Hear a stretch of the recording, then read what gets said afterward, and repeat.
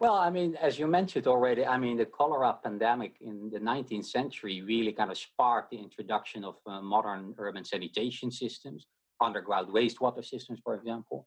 Or we saw also in Europe during in the beginning of the 20th century, there's a lot of housing regulations that changed because many people were moving towards the city.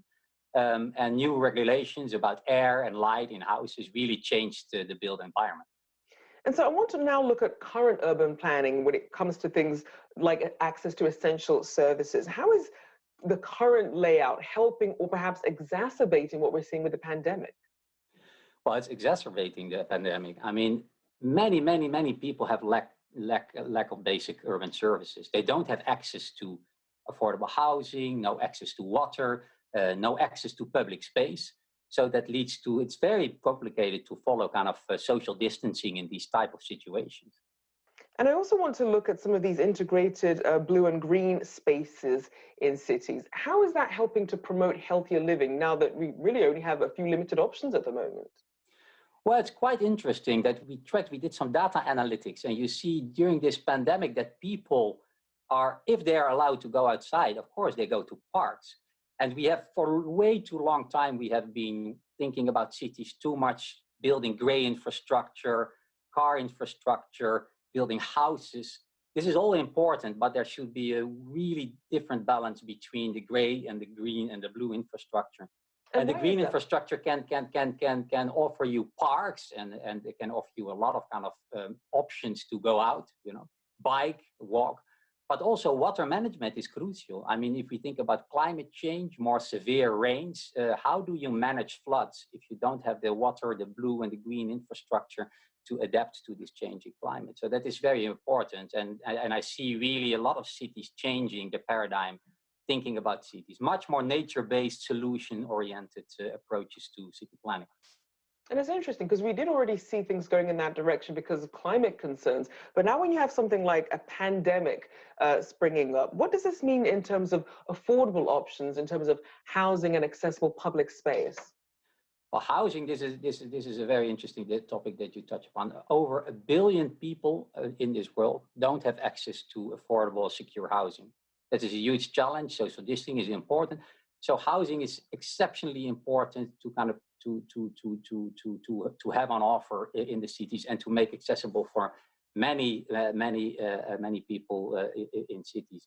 The thing is that if we build affordable housing, often the objective is very quantitative, making a lot of affordable houses for a lot of people. But we have to think again on the context, provide affordable housing at one end, and at the same time build good public spaces in order to create compact but not overcrowded cities. And in order to do that, we're seeing technology also playing a bigger role. Talk about the importance of big data, not just in gathering at the urban level, but in a way to help respond to pandemics locally. As we see this does seem to be a hotspot related or localized event, even though it is a pandemic. Yeah, so you see a lot of data is aggregated at the national level, and you see that cities play such an important role in economies, but also fighting the pandemic. You really need that granular data in order to respond accurately. And that requires different approaches to data collection and bringing the different data from different sources together. So you know where things are happening and how you potentially can respond. And how can urban planners incorporate that into their forward thinking? Well, I think urban planners are good in bringing different stakeholders and different sectors together. I always say, they always ask me, are you an urban sector specialist? But the urban sector doesn't exist. We're talking about a space where many sectors come together.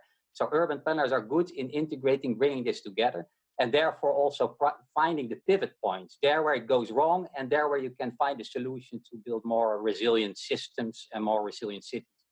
Now, I do want to look at this idea that we've seen in the Netherlands. Obviously, with a lot of impetus to stay home or stay as close to home as possible, we're seeing this interest in creating some of these small city grids so that people don't have to, if people who perhaps live in food deserts that can't get access to these things, making it more localized, making it almost like a more village aspect. What's your take on that? Well, I think that is very important. I think ever more the solutions to a lot of challenges that we face relate to creating proximity, to have a city that has everything on offer close where you live. we have to also acknowledge that a lot of the systems, a lot of the things that you need can not only be resolved at a very small scale. This is why we also need to look at kind of much bigger. I mean, I always say what sits in the city doesn't stay in the city. So we need to look, I mean, water doesn't stop at the borders of a city, and water doesn't stop at the borders of the neighborhood. So yes, more locally produced food, for example, but taking into account what you need for it, and that's a functioning water system.